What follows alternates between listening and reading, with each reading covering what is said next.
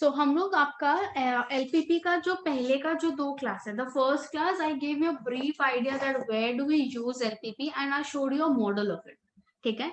Then हम लोगों ने इसके रिक्वायरमेंट के इसको सॉल्व करने के लिए जो जो रिक्वायरमेंट था हम लोगों का, वो सारा सोल्यूशन मतलब उसका ग्राफ ड्रॉ करना, ये सारा काम कर लिया। अब हम लोग वापस से आते हैं आपका एलपीपी मॉडल में, ठीक है। आपका जनरल एलपीपी मॉडल खाली देखो, जनरल एलपीपी मॉडल का अगर मैं बात करूं, हम लोग ने फॉर्म किया ही था लास्ट क्लास। तो कैसा दिखता है हम लोगों का मॉडल? आपके पास में लीनियर इक्वेशंस होते हैं जिसमें इनइक्वालिटीज होगा आप लोगों का, ठीक है। तो आपके पास हमेशा सबसे पहला जो चीज होता है वो होता है ऑब्जेक्टिव फंक्शन। ऑब्जेक्टिव फंक्शन क्या हो गया?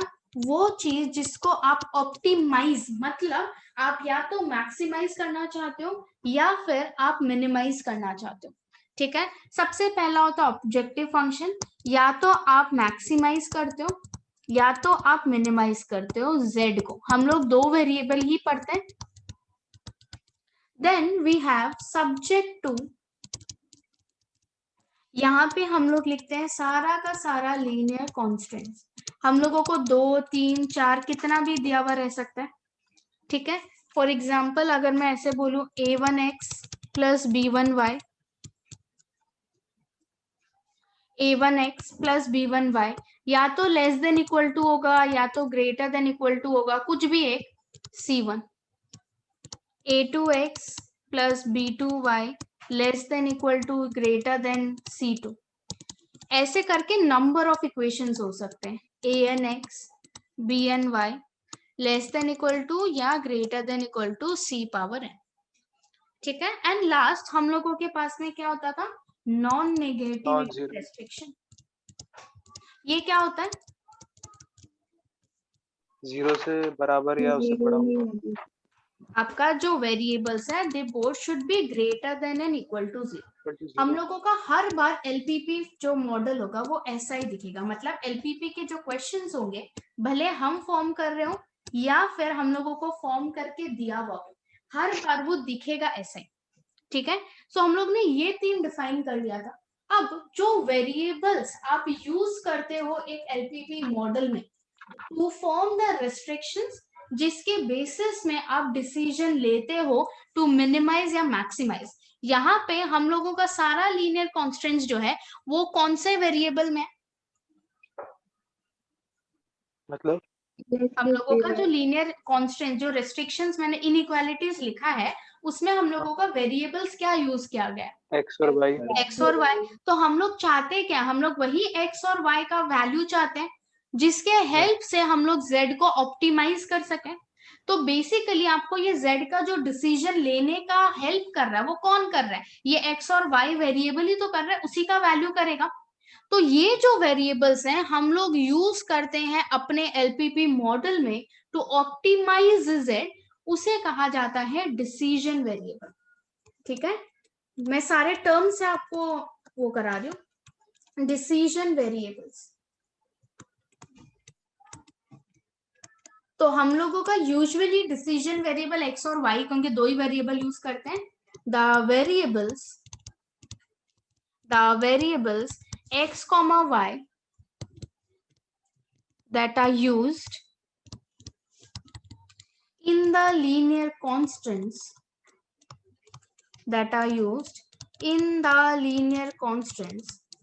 with the help of which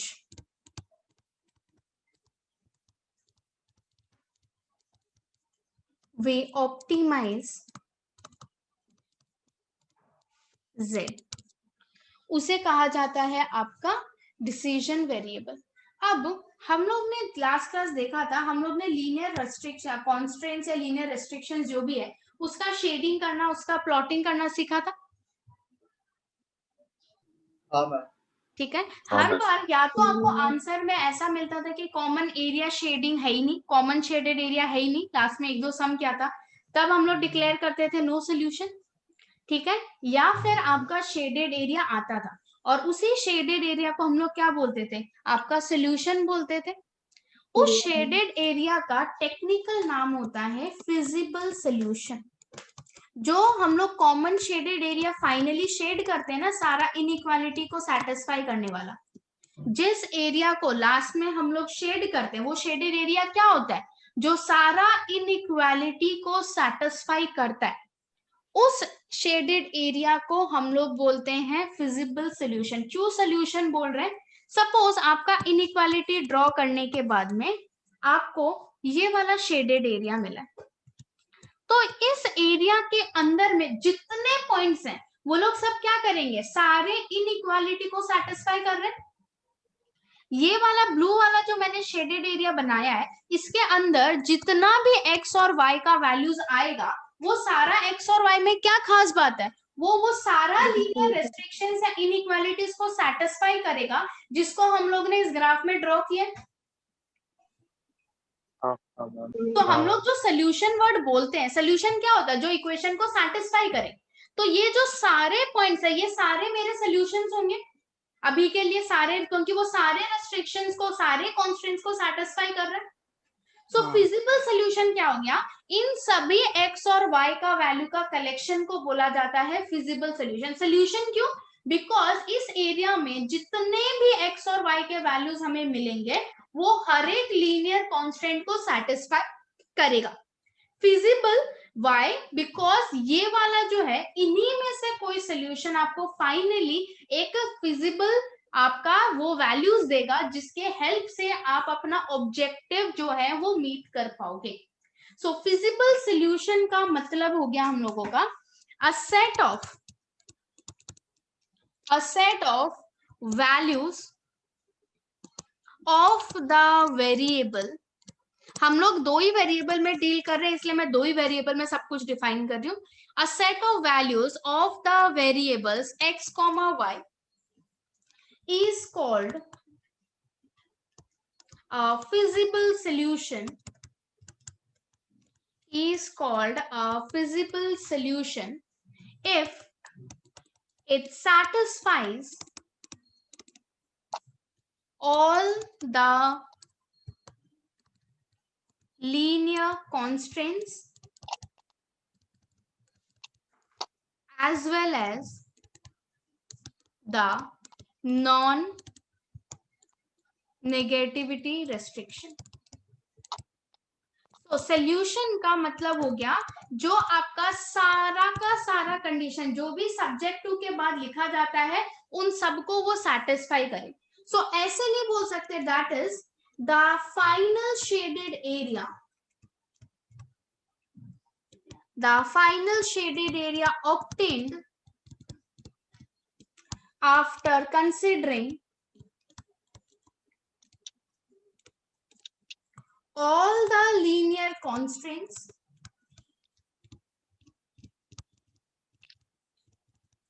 and non-negativity restriction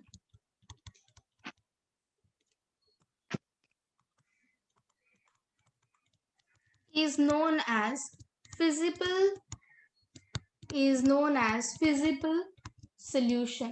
या बेसिकली हम लोग उसको तो फिजिबल रीजन बोलेंगे, और जो भी पॉइंट उस फिजिबल रीजन के अंदर होगा, points in the feasible reason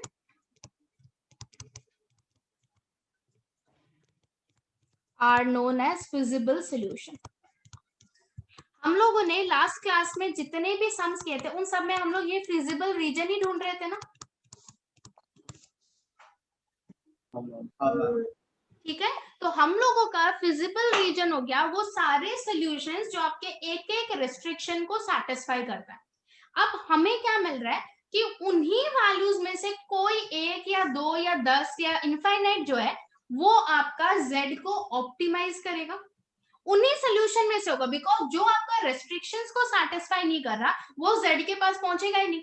तो पहले हम लोग सारा पॉसिबल सोल्यूशंस निकालते हैं, फिर ये देखते हैं कि इन सोल्यूशन में से कौन सा वैल्यू या वैल्यूज है मेरा z को ऑप्टिमाइज करके देगा।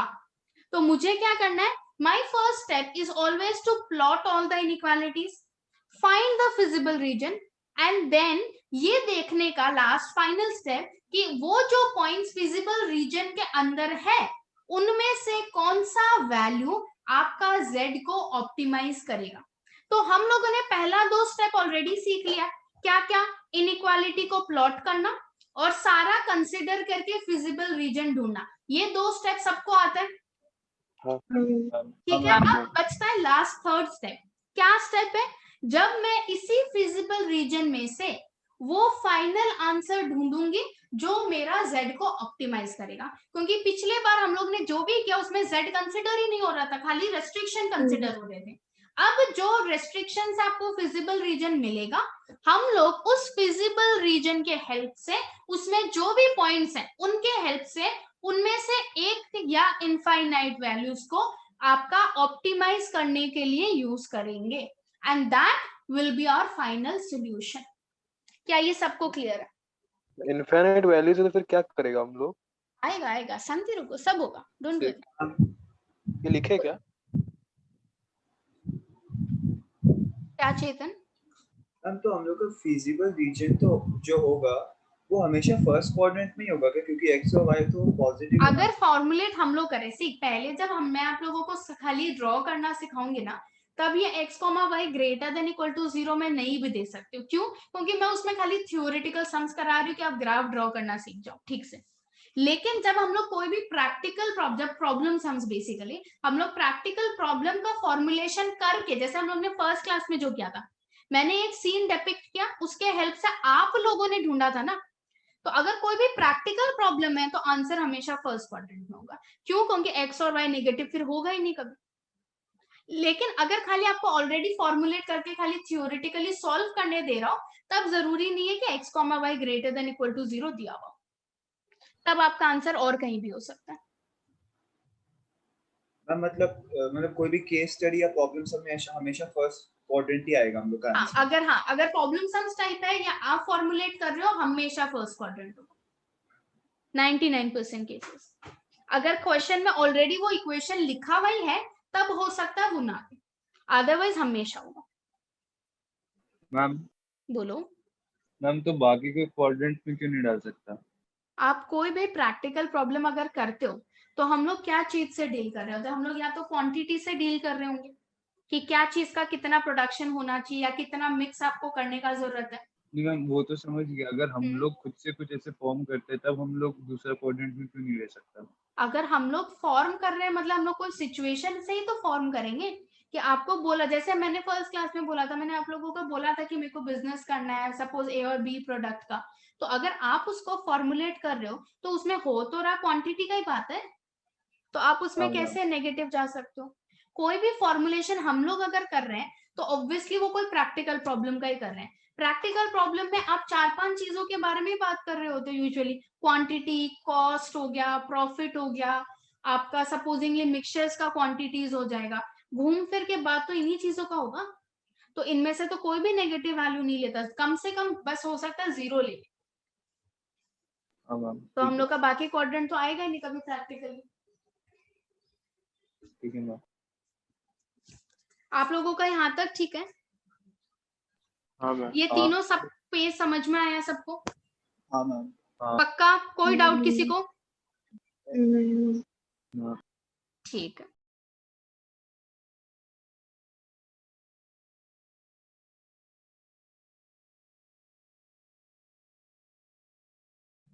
हो गया क्या?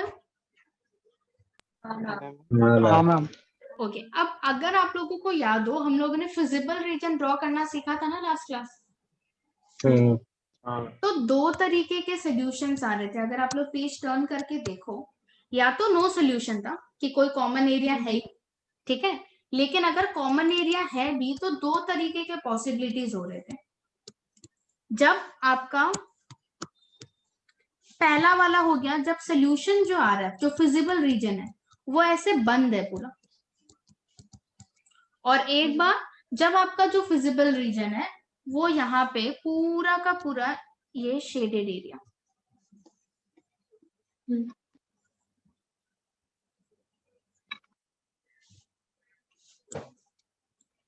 ठीक है, जो पहला वाला है उसे बोला जाता है bounded. This is bounded. Why is it bounded? Because ये हर साइड से बंद है, और इसमें अगर आप देखो ये ऊपर के साइड खुला है ना, ये जितना दूर चाहे उतना दूर जा सकता है, इसे बोला जाता है अनबाउंडेड। तो हम लोगों के पास फिजिबल रीजन दो तरीके का होता है। नोट देखो आप लोग, द फिजिबल रीजन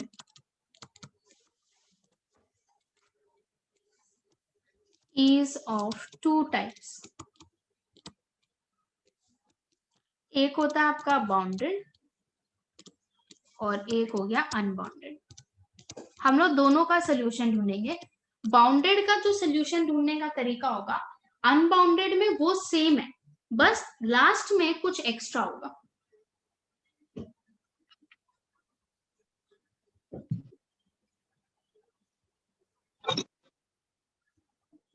डन? नहीं मैम, एक से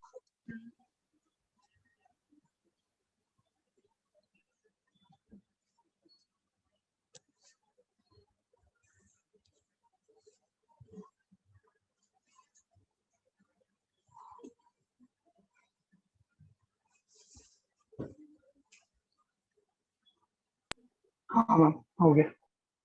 अब देखो हम लोगों ने फिजिबल सोल्यूशन ढूंढा, पर हमें हर कोई फिजिबल सोल्यूशन नहीं चाहिए। हमें कैसा फिजिबल सोल्यूशन चाहिए? जो आपका z को ऑप्टिमाइज करे। और जो सोल्यूशन या सॉल्यूशंस आपका z को ऑप्टिमाइज करता है उसे बोला जाता है optimal.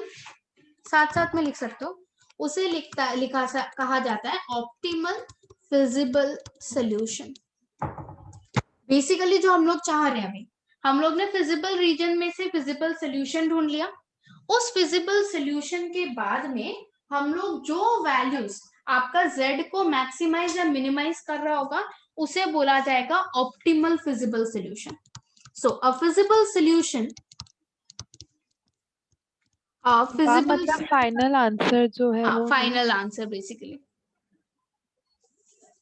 a feasible solution of a LPP is said to be optimal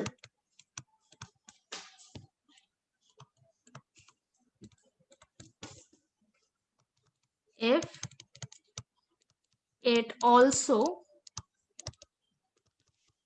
optimizes। optimizes का मतलब हो गया या तो मैक्सिमाइज या वो मिनिमाइज कर रहा हो।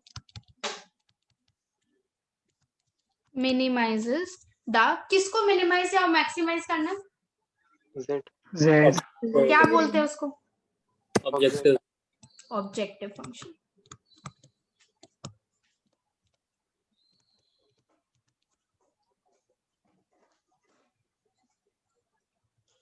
अब हम लोग जो मेनली सम्स में यूज करेंगे वो, इसका हमें प्रूफ नहीं चाहिए, इसका प्रूफ थोड़ा बियॉन्ड योर नॉलेज हो जाता है फिलहाल के लिए। जब हो जाएगा चैप्टर में थोड़ा सा बेसिक आइडिया दे दूंगी आपको एक बार के लिए। देखो जब आप कोई भी सोल्यूशन को ड्रॉ करते हो, देखो ये दोनों ही ले लो सपोजिंगली, ठीक है, इन दोनों में ही फिजिबल रीजन है हम लोगों के पास। एक बाउंडेड है एक अनबाउंडेड है। अब आप बाउंडेड में देखो, पूरा फिजिबल रीजन में ना देयर आर पॉइंट्स जहां पे आपका इनइक्वालिटी शिफ्ट हो रहा है या टर्न लिया जा रहा है। जैसे ये वाला पॉइंट, यहाँ पे क्या हो रहा है, दो इनइक्वालिटी मीट कर रहा है। यहाँ पे क्या हो रहा है, ये भी आपका क्या हो रहा है, एक इनइक्वालिटी और आपका नॉन नेगेटिविटी रेस्ट्रिक्शन का मीट हो रहा है। यहाँ पे भी वापस एक इनइक्वालिटी और एक्सेस का मीट हो रहा है या रेस्ट्रिक्शन का मीट हो रहा है। तो ये जो पॉइंट्स है ना, इन्हें कहा जाता है corner point. So basically corner point क्या हो गया, जहां पे आपका फिजिबल रीजन के एकदम सराउंडेड आपका या तो दो रेस्ट्रिक्शन मिल रहा हो या फिर आपका रेस्ट्रिक्शन और एक्सेस मीट कर रहा हो। अब जैसे अगर अनबाउंडेड में बात करें तो आपका कितना ऐसा पॉइंट है जहां पे टर्न लिया जा रहा है, जहां पे आपका जो सोल्यूशन है वो मुड़ रहा है? एक ही है ये वाला। तो इसी को ही हम लोग बोलेंगे कॉर्नर पॉइंट। जहां पे भी आपका शेडेड एरिया के एकदम एनक्लोज करते हुए आपका दो रेस्ट्रिक्शंस मिल रहा हो, ठीक है, या फिर आपका जहां पे टर्न हो रहा, टर्न वहीं पे होता है जहां पे रेस्ट्रिक्शंस मीट करते हैं, उसी को बोला जाता है कॉर्नर पॉइंट। मैम वो जो अनबाउंडेड वाला ग्राफ में ये जो वाला? लाइन, हाँ ये आपका रेस्ट्रिक्शन, इसमें देखो नॉन नेगेटिविटी रेस्ट्रिक्शन है ही नहीं ना, क्योंकि अगर वो होता तो क्या ये फर्स्ट क्वाड्रेंट को छोड़ के बाहर जाता? नहीं। तो अगर नॉन नेगेटिविटी रेस्ट्रिक्शन नहीं है तो आप उसको क्यों कंसिडर करोगे मीटिंग पॉइंट में? जो क्वेश्चन में रेस्ट्रिक्शन दिया हुआ है उन्हीं के बीच में मीटिंग पॉइंट होना है। जैसे इसमें आपको नॉन फर्स्ट वाला बाउंडेड जो था उसमें नॉन नेगेटिविटी रेस्ट्रिक्शन था, तो हम लोग क्या कर रहे थे, दोनों एक्सिस के बाहर नहीं जाना है, इसलिए आप एक्सिस को भी काउंट कर रहे थे कॉर्नर पॉइंट ढूंढने में। लेकिन अनबाउंडेड में देखो वो फर्स्ट क्वाड्रेंट को क्रॉस कर चुका है, मतलब एक्सिस एक बाउंड्री जैसा बिहेव नहीं कर रहा, तो अगर वो बाउंड्री यानी रेस्ट्रिक्शन जैसा बिहेव नहीं कर रहा तो आप उसको कॉर्नर पॉइंट के टाइम पे मीटिंग पॉइंट में नहीं कंसिडर करोगे। हम समझा नहीं। देखो यहाँ पे आपका जब भी शेडेड एरिया बनाते हो, मैंने बोला जहां पे वो टर्न ले रहा है या जहां रेस्ट्रिक्शंस मीट कर रहे हैं, जो आपका बाउंडेड वाला ग्राफ है ना उसमें ये x, y greater than equal to 0 कंसिडर किया गया है या नहीं किया गया? किया गया। किया है, क्योंकि मेरा आंसर फर्स्ट क्वाड्रेंट में है ना खाली, तो इसीलिए जब आप कॉर्नर पॉइंट ढूंढ रहे थे आप x और y एक्सिस दोनों को भी कंसिडर कर रहे थे। वही जब आप अनबाउंडेड में जाओ, क्या ये नॉन नेगेटिविटी रेस्ट्रिक्शन को कंसिडर किया गया था ग्राफ बनाते हुए? नहीं। तो अब आप जब कॉर्नर पॉइंट भी ढूंढोगे तो भी आप ये x और y एक्सिस को काउंट नहीं करोगे। आपके क्वेश्चन में जो रेस्ट्रिक्शंस दिया हुआ रहेगा उन्हीं का मीटिंग पॉइंट लेना है, हर बार जरूरी नहीं है एक्सिस को लेना। ठीक है हम सारा अनबाउंडेड ग्राफ में ऐसा ही होता है कि मतलब नहीं जरूरी, बिल्कुल जरूरी नहीं है। देखो अगर आपका suppose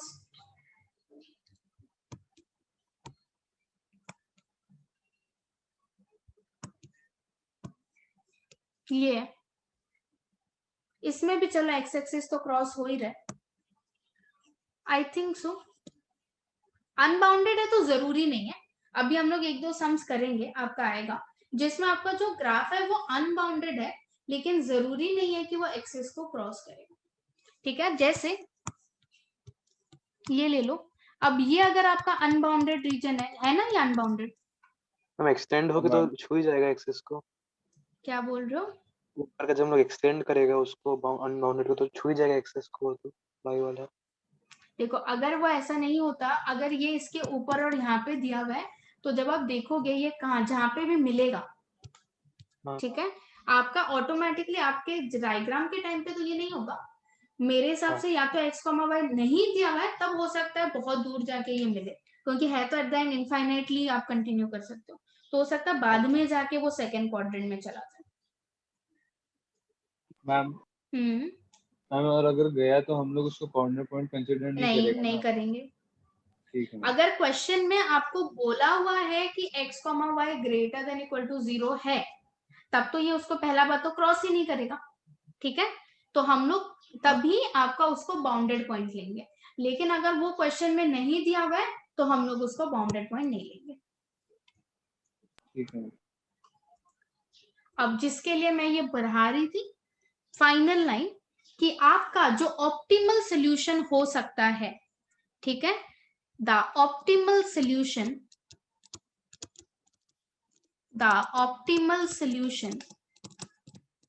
of a LPP if it exist, हर बार तो एग्जिस्ट करे जरूरी नहीं है, मतलब आपका हो सकता है ना कि शेडेड एरिया ही नहीं आया, तब तो वहीं पे नो सोल्यूशन हो जाएगा। जब सोल्यूशन ही नहीं है तो ऑप्टिमल सोल्यूशन होने का तो केस ही नहीं बनता।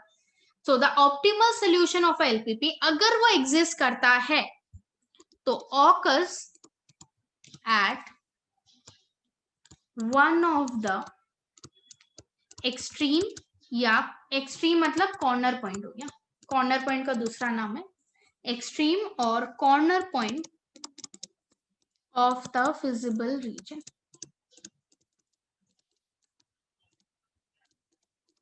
अगर आपका ऑप्टिमल सोल्यूशन आएगा तो उस फिजिबल रीजन में ही आएगा, वरना नहीं आएगा।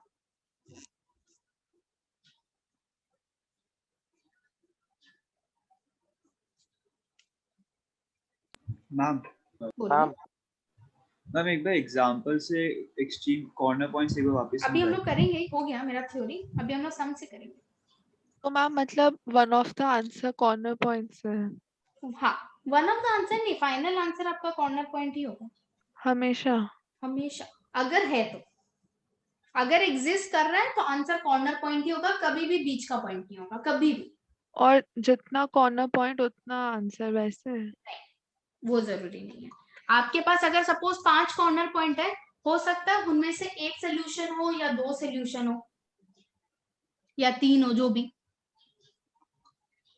मैम बोलो। मैम कॉर्नर पॉइंट तो मैक्सिमम 3 ही हो सकेगा ना? नहीं, अभी हम लोग करेंगे। देखो आप लोग ये स्पेकुलेशन थोड़ा सा रुको कि आपका ऑप्टिमल सोल्यूशन कितना आ सकता है या आपका कॉर्नर पॉइंट कितना आ सकता है। ये सारा चीज जब हम लोग ग्राफ करेंगे सब सॉल्व हो जाएगा। आपका ग्राफ का कॉर्नर पॉइंट डिपेंड करता है कितना इक्वेशंस है। आपका हो सकता है 2 हो सकता है 1 हो सकता है 5 हो, 5 भी हो सकता है कॉर्नर पॉइंट। बोलो तितिक्षा।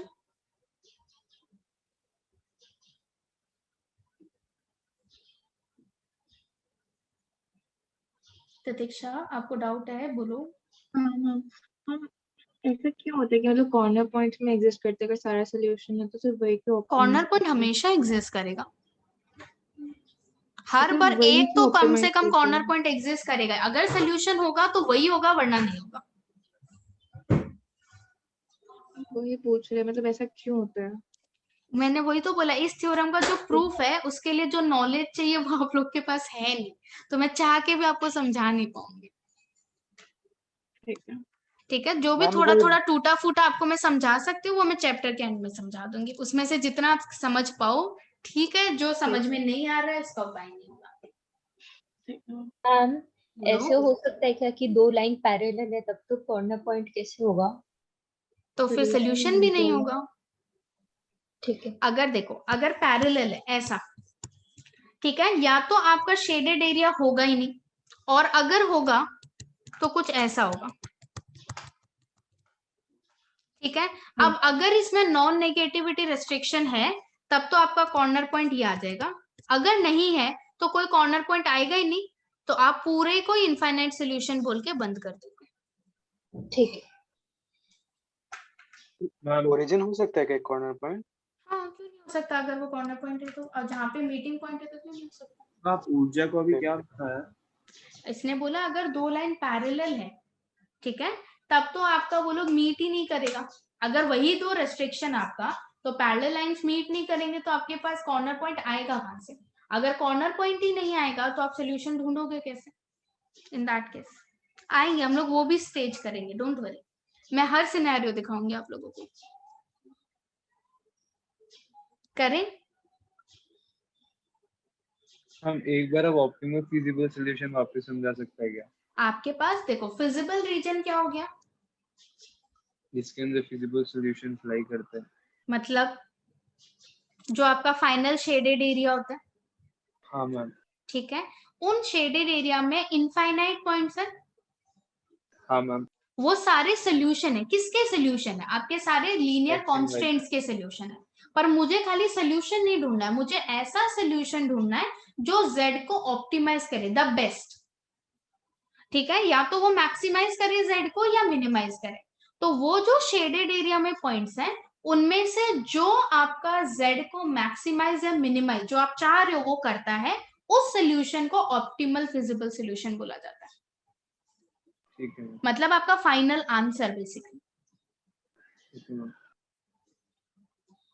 क्या ये ठीक है सबके लिए? Yes ma'am. हाँ। ओके, एक मैम साथ। मतलब जो ऑप्टिमल फिजिबल सॉल्यूशन होगा वो कोई पॉइंट होगा या वो शेडेड एरिया पूरा ही होगा? नहीं नहीं, पॉइंट होगा, मतलब पॉइंट कॉर्नर या पॉइंट में पॉइंट्स से कोई होगा। होगा? हाँ, या तो ठीक है। एक पॉइंट या उससे ज्यादा पॉइंट्स होगा, पूरा रीजन नहीं होगा। पहला क्वेश्चन 1 का ए, पहले क्वेश्चन उतारो सब लोग। 1 का ए जो ये क्वेश्चन दिया हुआ है, एलपीपी मॉडल दिया हुआ है, पहले तो वो लिखो।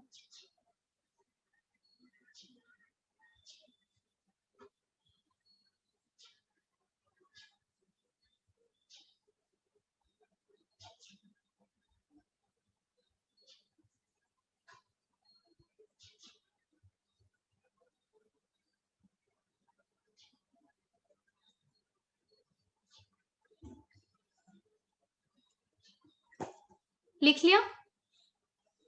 हाँ मैम। ओके, अब इसमें से आप लोगों को अभी तक जितना सिखाया गया है उसके हिसाब से आप क्या काम कर सकते हो? ग्राफ बना ग्राफ बना सकते हैं, तो ग्राफ बनाते हैं, पहले में सब कुछ लिखते हैं, उसके नीचे सब कुछ कॉपी में।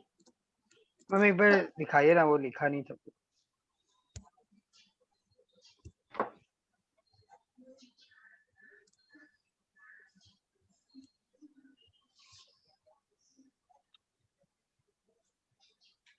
हो गया।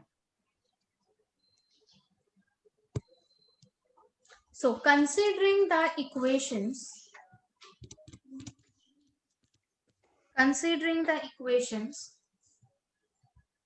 3x plus 5y equals to 15 एक होगा, और दूसरा होगा 5x plus 2y equals to 10। जो आपका पहला वाला है उसका डब्बा के लिए आप क्या क्या पॉइंट्स लोगे बताओ? 0 3 0 5 0 3 हाँ मतलब 5 0 5 0 और सेकंड वाले के लिए 0 5 2 0 0 5 तो आपका 2 0 x में मैक्सिमम आपको 5 चाहिए, आपका y में भी आपको मैक्सिमम 5 चाहिए, तो आप अपना स्केल उसी के अकॉर्डिंग लेना। बहुत छोटा सा ग्राफ भी मत बनाना, बहुत ज्यादा बड़ा ग्राफ भी मत बनाना। अब अपना पॉइंट्स को प्लॉट करो ग्राफ पेपर पे। ग्राफ पेपर पे प्लॉट होगा, ग्राफ पेपर पे प्लॉट होगा। प्रॉपर वाला बनाना है, क्या प्रॉपर वाला ग्राफ बनाना है। प्रॉपर वाला ग्राफ बनाना है, अच्छे से स्केल मार्जिन पूरा प्रॉपर स्केल लेके अच्छे से पेंसिल से, कोई डायग्राम में आपका वो नहीं होगा पेन।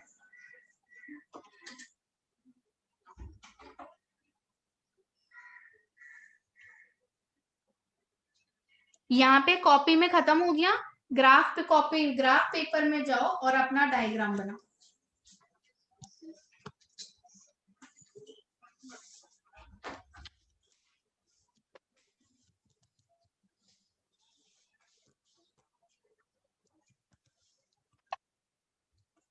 स्केल लिखना तो आप 12 में वो आता होगा, जो भी आप लोगों ने स्केल लिया है।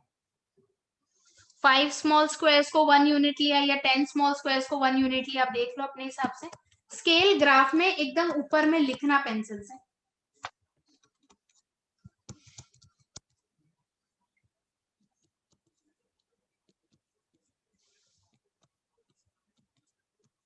क्योंकि आपको 5 तक ही जाना है, तो ज्यादा वो 10 20 तक मार्क करने का जरूरत नहीं है। थोड़ा बड़ा टाइप का ग्राफ बनाना, और पिन पॉइंटेड पेंसिल होना चाहिए। ये वाला मेथड में थोड़ा सा कम रिक्वायरमेंट है। अभी एक और मेथड जो थोड़ी दिन 1-2 दिन बाद सिखाऊंगी, उसमें तो अगर पेंसिल पिन पॉइंटेड नहीं है तो आंसर बदल जाएगा। अब आप पहला वाला पॉइंट को प्लॉट करो। आपका फर्स्ट इक्वेशन का जो पॉइंट्स है उसको प्लॉट करो। 0 3 5 0। पहले फर्स्ट इक्वेशन का पॉइंट्स को प्लॉट करो, 0 3 एंड 5 0। फिर उसको ज्वाइन करो,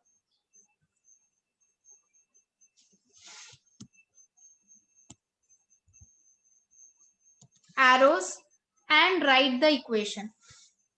इक्वेशन लिखते वक्त इक्वल्स टू वाला आएगा, क्योंकि इक्वल टू था इसलिए सॉलिड लाइन। अगर इक्वल टू नहीं होता तब डॉटेड लाइन।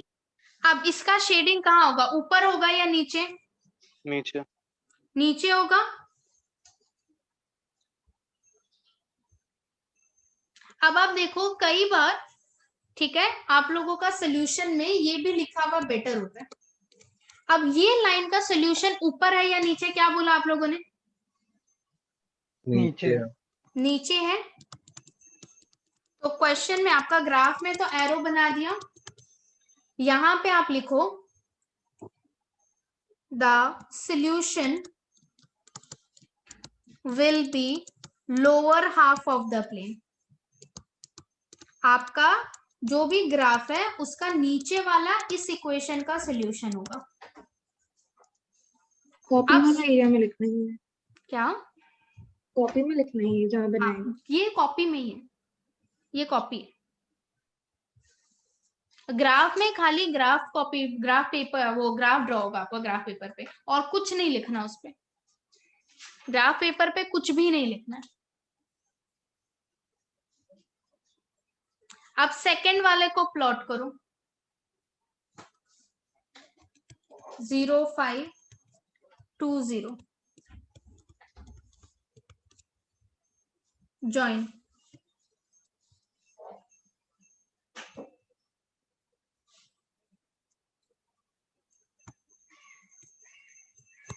इक्वेशन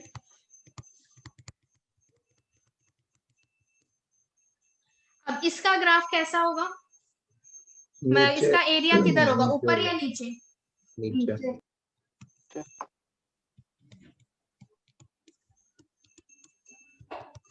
इसमें भी वही लिखो।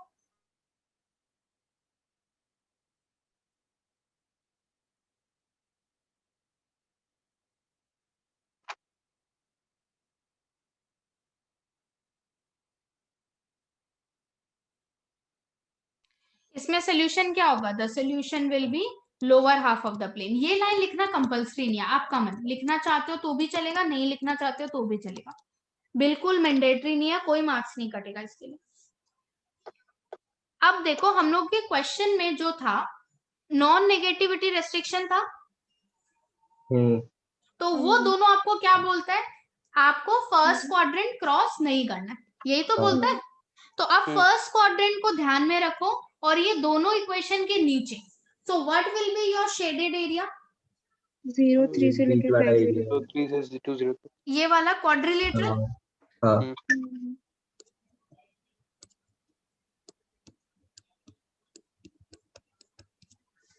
समझ आया? आप देखो इसमें है ना 2 से 3 से ज्यादा आपका वो पॉइंट, कॉर्नर पॉइंट 4 है। सबको दिख रहा है कॉर्नर पॉइंट 4 है? कौन कौन सा है? 0 वो नाम दिया हुआ है 0 0 0 फिर 0 2 0 0 3 ऑलरेडी 2 प्लॉट 0 किया हुआ है, उसको खाली नाम दे देते हैं A।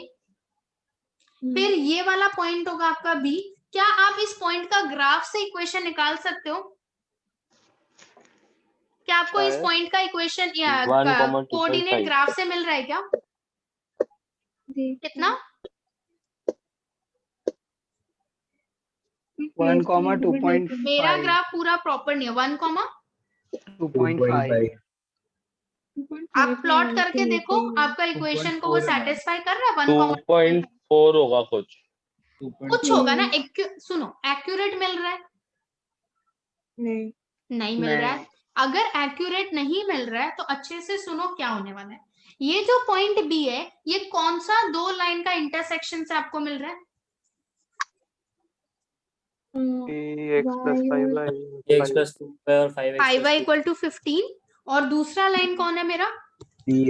5x plus 2y equal to 10। ये दोनों का जो इंटरसेक्टिंग पॉइंट है वही भी है ना? तो आप इन दोनों को रफ में सॉल्व कर लो, बिल्कुल सम में बीच में नहीं करना है कॉपी में। कहीं पे भी रफ में सॉल्व करके मुझे बताओ x और y का वैल्यू क्या आ रहा है। हम लोग 0 0 ये सब नहीं ले सकते पॉइंट, वो भी तो है। मतलब कॉर्नर पॉइंट तो 0 0 सारा कॉर्नर पॉइंट कंसिडर करने का जरूरत है, आप किसी को भी नेग्लेक्ट नहीं कर सकते। अगर यहाँ 4 आया है तो आपको चारों लेना है, समझा? हाँ मैम। अब क्योंकि ये बी आपको इन दोनों लाइन के इंटरसेक्शन से मिला है, तो दोनों लाइन का इक्वेशन जो मिला हुआ है उसको सॉल्व करके x और y रफ में निकालो और मेरे को बताओ कितना आ रहा है।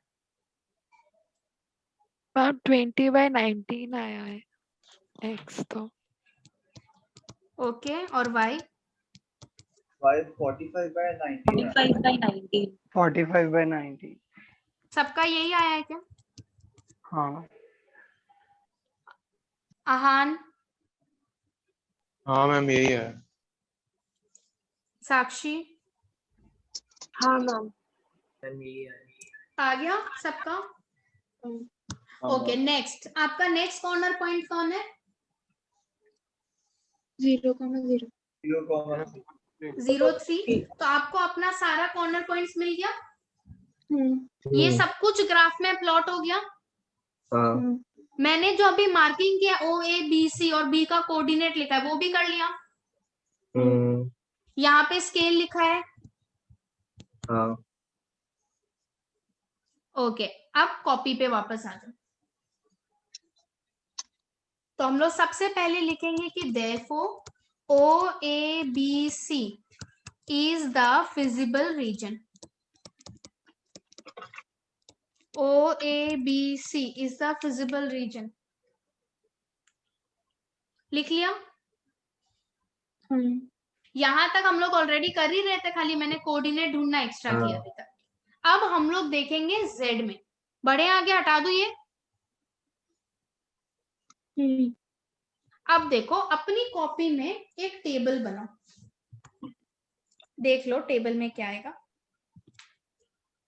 टेबल में 2 कॉलम्स आएंगे, जिसमें पहले में हम लोग लिखेंगे कॉर्नर पॉइंट, और यहाँ पे Z कितना था हम लोगों का 5x + 3y। अब आप यहाँ पे सारा कॉर्नर पॉइंट जैसे लिखने का मन है, जिस ऑर्डर में भी। तो हम लोग का कॉर्नर पॉइंट था O00 A,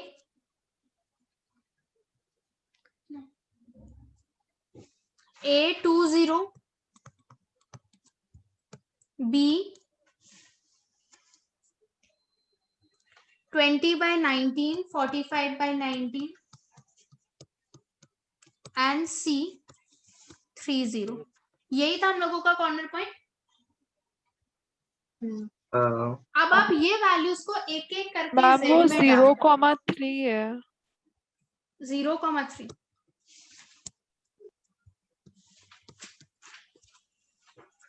आंख खोलो गाइस, मैं जब लिख रही थी मेरा ग्राफ पीछे ना, आप लोग के तो सामने है ग्राफ, आंख खोल सकते हो थोड़ा। अब इन सभी पॉइंट्स को एक एक करके Z में डालना है। हमेशा पहला कोऑर्डिनेट क्या होता है x और दूसरा वाला y। तो अगर आप पहले इसमें O का वैल्यू डालते हो तो Z का वैल्यू कितना आएगा 0 अगर A डालते हो 10 फिर B डालो, बताओ कैलकुलेट करके।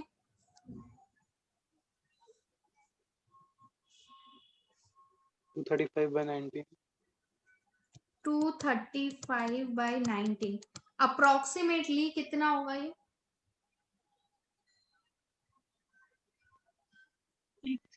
12 point something 12 point something 12.37 suppose. ठीक है, अब C डालो।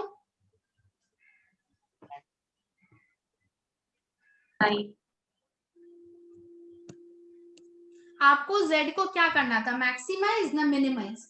maximize कौन सा है मैक्सिमम वैल्यू? B तो यहाँ पे एरो दो और लिख दो मैक्सिमम। क्वेश्चन में दिया हुआ था मैक्सिमाइज करना। क्या क्वेश्चन में दिया हुआ था मैक्सिमाइज करना। देखते हैं। मैक्स लिखा था। हाँ अच्छा सॉरी, क्वेश्चन कॉपी करने तो दिया था वैसे। हम भी Z को मैम एक बार हो गया। अब final answer therefore the maximum value। आपसे क्वेश्चन में कुछ भी मांगा हो आप ये लाइन पूरा लिखोगे। the maximum value of Z is 235/19 भी लिख सकते हो, और आपने अगर ढंग से डिवाइड करके डेसिमल निकाला है तो आप 12.37 भी लिख सकते हो। अगर डिवाइड में डाउट है तो मत लिखना। At x = 20/19 and y = 45/19। Question में खाली Z का वैल्यू मांगा हो तो भी ये पूरा लाइन एज इट इज लिखना हर बार। हार्ड है, टाइम कंज्यूमिंग है, I agree on that. Ma'am graph थोड़ा दिक्कत देता है। कोई बात नहीं, दिक्कत तो क्या ही देता है, ये पहला क्या है, आउट थोड़े यूज टू हो जाओगे, बहुत दिन हो गया आप लोगों को ये सब बनाए हुए।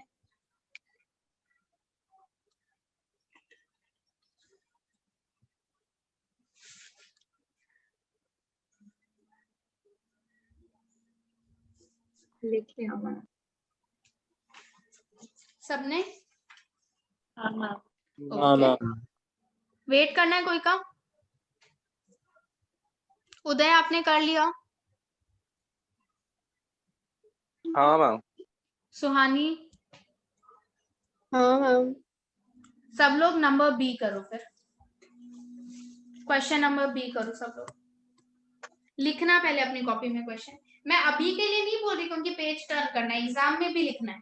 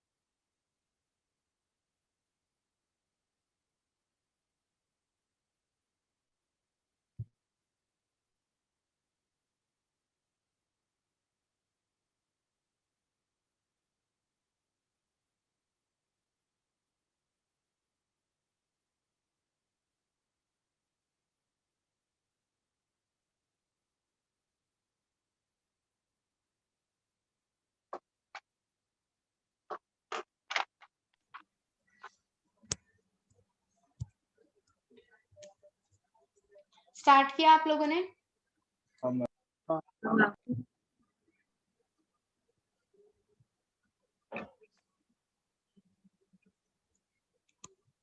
So considering the equations,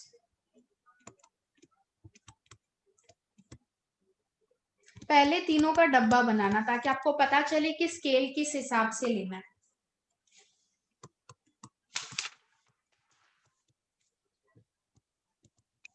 हम 5 यूनिट्स करके लेगा। ठीक है।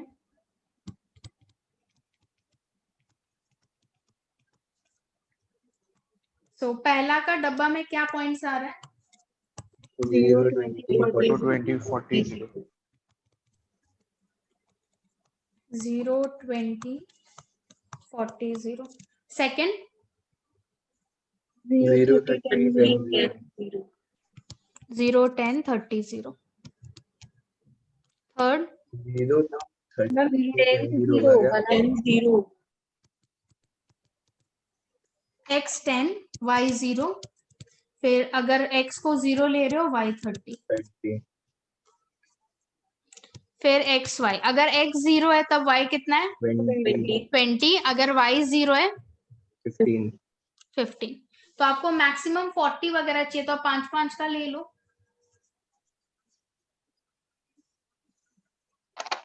10 का ले लिया। चलेगा, 10 का ले लो। 5, 10 जो आप लोगों को सूटेबल लगे वो ले लो।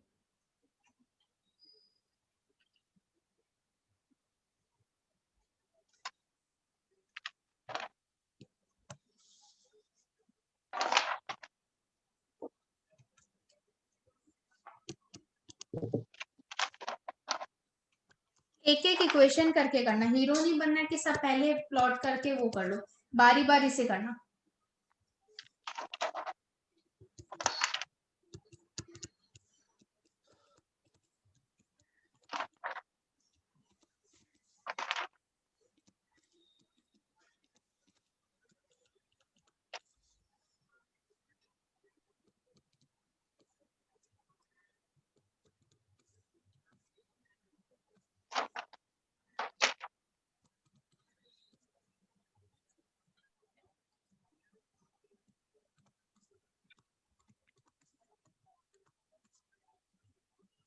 पहला इक्वेशन के लिए प्लॉट करेंगे 0, 20 एंड 40, 0। मैम बोलो। ये 0-20 अंदर लिखना जरूरी है? अंदर मतलब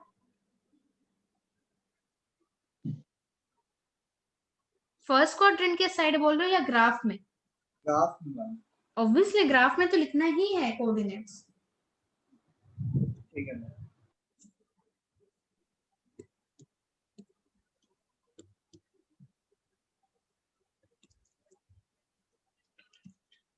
ऊर्जा, इसका शेडिंग किस साइड है? मैम एक सेकंड, नीचे मैम, नीचे है। सुनो, मैं जिसको पूछूं प्लीज अगली बार से वही आंसर देना।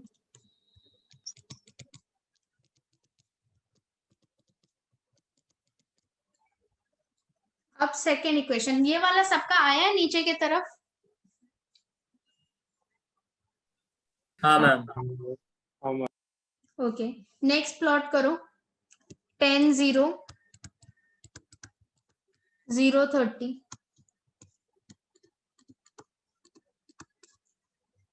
मैम ये एरो से नीचे की तरफ मार्क करके दिखाना है या नहीं करने से होगा? आप मन में करोगे तो भी चलेगा, कोई प्रॉब्लम नहीं। ठीक है। एरो हम लोग के लिए।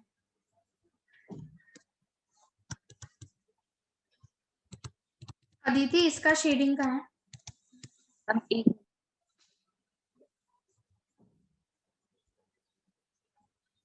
मैम ऊपर। All of you agree with this? हाँ हाँ मैम। पक्का? देख लो सब लोग, इसका शेडिंग हाँ। ऊपर आया है? हाँ मैम। ओके, थर्ड वाला 0 20 ऑलरेडी प्लॉट हुआ है। 15 0।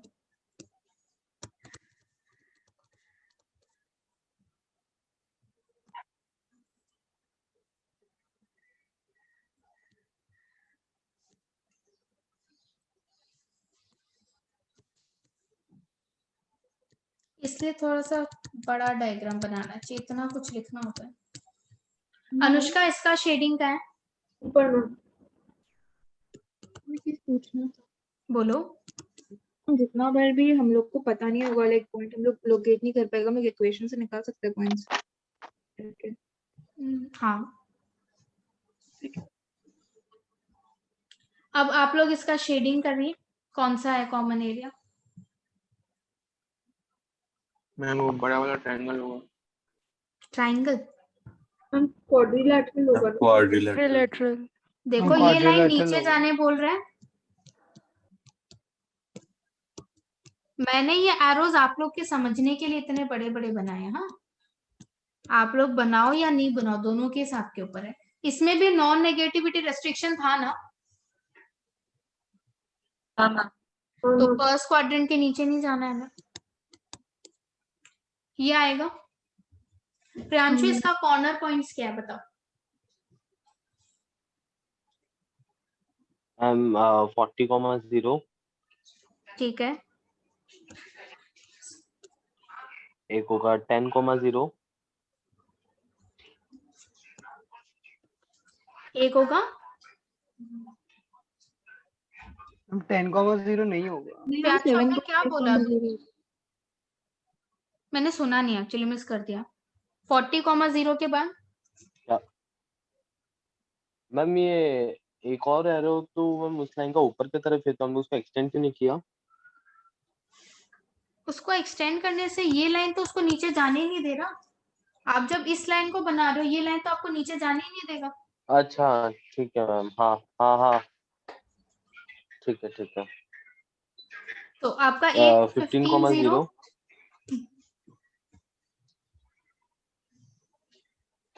फिर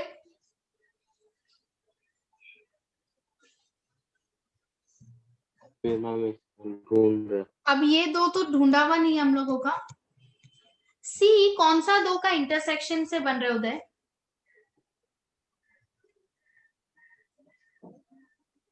जो मैंने सी मार्क किया है वो 6,11 के आसपास आएगा। आसपास नहीं चाहिए मुझे, एक्यूरेट चाहिए। अगर ग्राफ एक्यूरेट नहीं दे रहा है तो सॉल्व करो। उदय सी ढूंढने के लिए मैं कौन सा दो इक्वेशन लूंगी?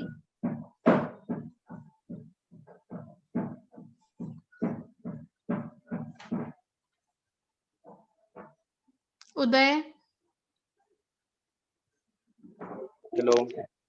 उद्भव, हाँ ma'am, 3x plus y equals to 30 और 2x plus 3y equals to 60।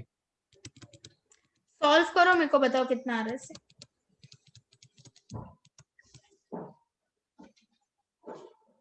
वो 4x plus 3y नहीं है? देखो ये सी है ना आपका, ये सी, इसमें एक वो ये लाइन, 4x है। वही तो कौन सा मैंने इक्वेशन रॉन्ग लिखा है? 4x plus 3y is equal to 60 अच्छा, है। ये क्या?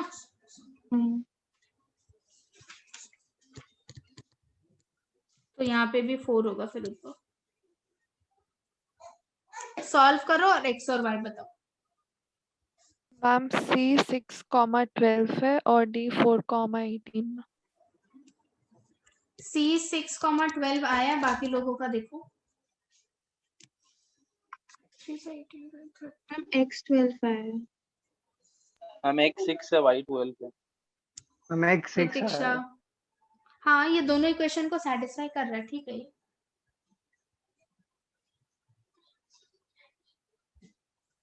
मेरा x 12 है। कैसे सॉल्व किया? अरे मैम आप जब लिखा था ना इक्वेशंस तब आप, अच्छा नहीं, मैंने भूल से पहले 2x लिख रखा था, रॉन्ग था वो। नहीं वो हम सही लिखा था। इक्वेशन सॉल्व रॉन्ग क्यों ठीक है। कर रहे हो आप? 12 में हो। मैम x 6 है ना? हाँ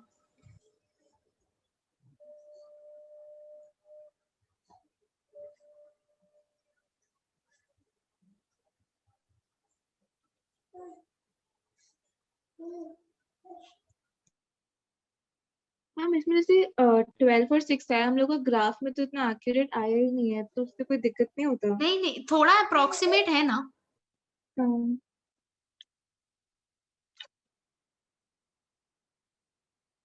मैम तो इसका भी इक्वेशन सॉल्व करके नहीं निकल सकता? निकालनी है, एक अगर एक्यूरेट नहीं आ रहा है तो इक्वेशन सॉल्व करके ही निकालना है। और अगर आपको थोड़ा सा डाउट लग रहा है कि ये हो सकता है तो आप इक्वेशन में पुट करके चेक कर लो, अगर वो सेटिस्फाई कर रहा है मतलब आपने सही निकाला है पॉइंट ग्राफ से। सपोज आपने ग्राफ देखा, ग्राफ से आपको 6,10 ही मिल रहा था, 6,12 मिल रहा था, ठीक है। तो अब वो 6,12 को आप अपना दोनों इक्वेशन में डाल के चेक कर लो, अगर वो दोनों को सेटिस्फाई कर रहा है मतलब आपका ग्राफ से आपको राइट आंसर मिला है, और अगर वो दोनों ग्राफ को सेटिस्फाई नहीं कर रहा है मतलब आपको सॉल्व करके ही निकालना पड़ेगा। ठीक है मैम। अब डी का हितांश कितना आया कोऑर्डिनेट? कौन से दो इक्वेशन को सॉल्व करोगे आप डी के लिए?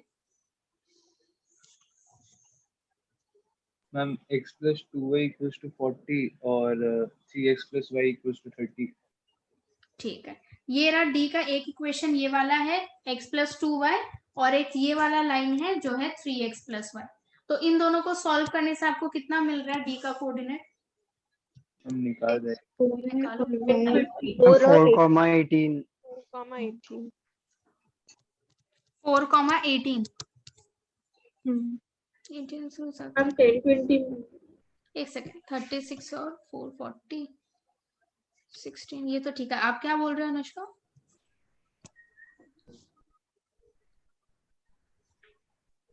अनुष्का क्या पॉइंट बोल रहे हो आप? नहीं मैम, ये पॉइंट राइट है, 4,18।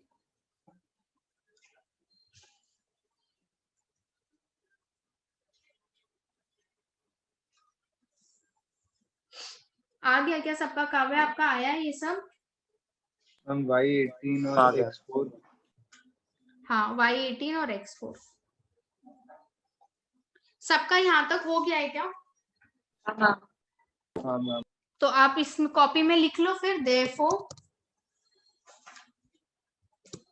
therefore A B C D is the feasible region। अब आप वो डब्बा बनाओ।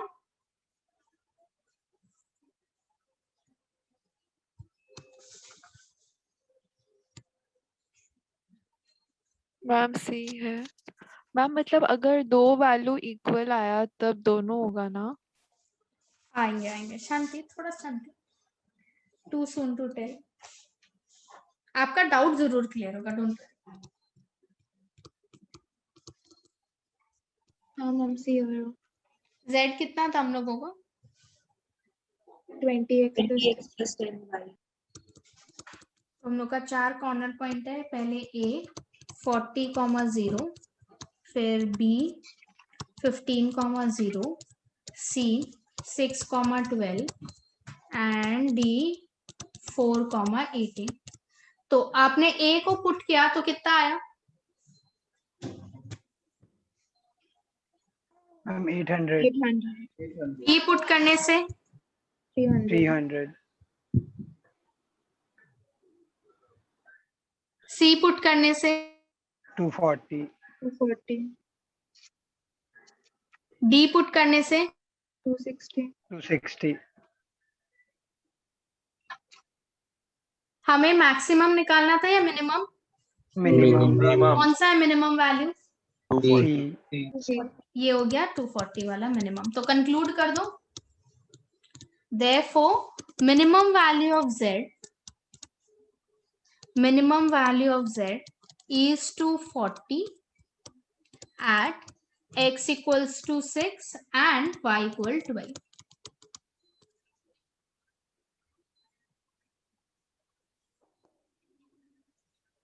ठीक है,